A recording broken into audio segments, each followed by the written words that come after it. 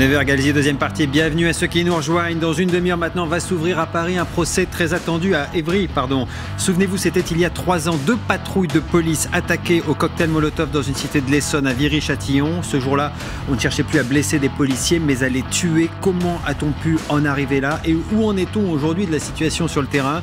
Des questions que l'on va se poser avec nos invités. Grégory Joron, bonjour. Bonjour. Vous êtes le secrétaire général délégué du syndicat de police unité SGP FO. Ils sont donc 13, comment les nommer? 13 jeunes, 13 sauvages, 13 inconscients, 13 meurtriers potentiels. En tout cas, ils devront répondre ce matin de leurs actes. C'était il y a 3 ans, c'était le 8 octobre 2016 à Viry-Châtillon. Ce jour-là, ils étaient prêts à tout pour se débarrasser des policiers stationnés dans leur quartier. Nivine Potros. Un mot peut-être pour commencer, Grégory Joron, de l'enquête après les faits. Comment ça s'est passé? Comment on en arrive à ces 13 arrestations, à cette comparution aujourd'hui?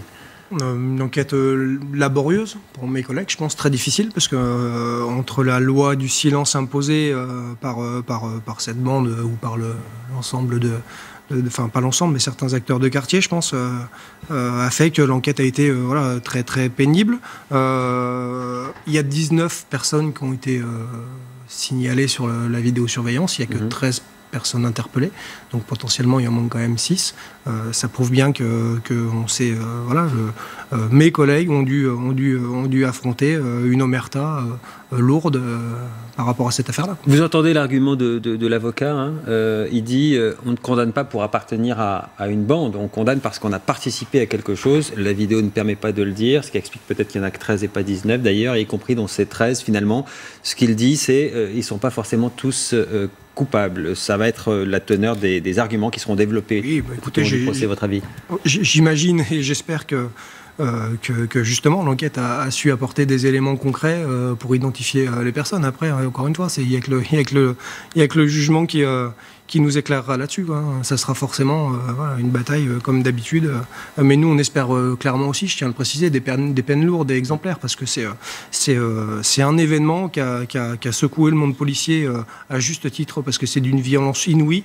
Je rappelle simplement qu'on a un collègue qui n'a pas encore repris le travail, qui n'est pas prêt de le reprendre, qui a d'ailleurs demandé le huis clos ce matin, parce qu'il n'est pas prêt à affronter le regard des gens. Il en a sa 28e opération de greffe de peau, etc. Donc voilà, donc je pense qu'on a affaire, moi je vais les nommer, potentiellement des criminels. Comment on les appelle? Des criminels, point. C'est juste pour faire le lien avec la situation d'aujourd'hui. Au même endroit, à Viry-Châtillon ou à la Grande Borne, la semaine dernière, on a eu 2 voitures de police pris en guet-apens parce qu'il y avait vraisemblablement une livraison de drogue qui arrivait dans le quartier. Donc avant, on avait les guetteurs qui prévenaient. Maintenant, on a les guetteurs, plus un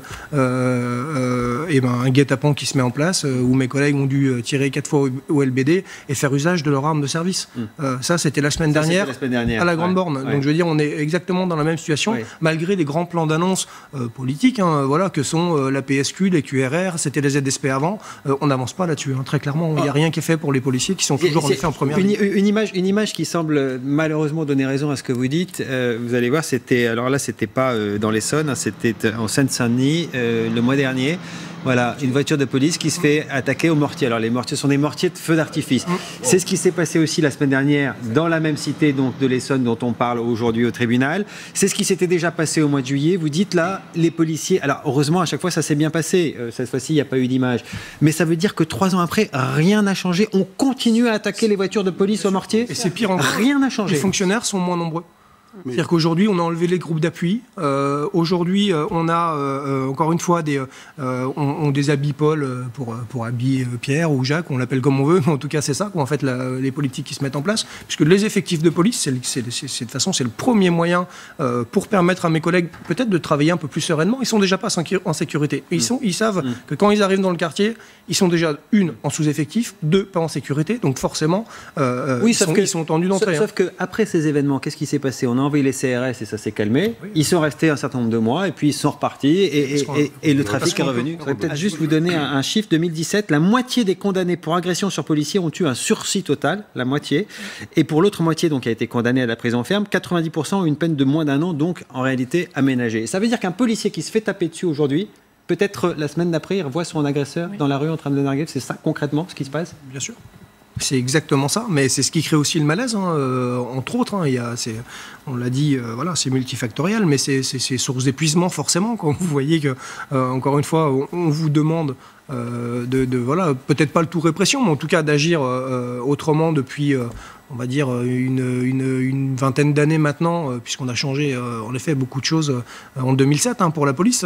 Moi je rejoins exactement ce qui a été dit, que ce soit en termes de renseignement, la fin des RG a été une énorme bêtise qui nous a fait perdre la source humaine et qui fait peut-être aujourd'hui le mal fou qu'on a à rattraper ces années de retard par rapport à la lutte antiterror. Le problème en effet de la RGPP aveugle, où il y a eu des coupes franches dans X directions qui font qu'aujourd'hui on n'arrive pas à remonter la pente, très clairement, parce que malgré les plans... Révision générale des politiques publiques. Voilà, exactement. Ça a été mortifère, mais il faut le dire, parce que moi je ne fais pas de politique, mais syndicalement et pour les collègues, c'est une catastrophe. Aujourd'hui, de tout ça, on n'arrive pas à penser nos plaies, et la situation qu'on vit est toujours dramatique.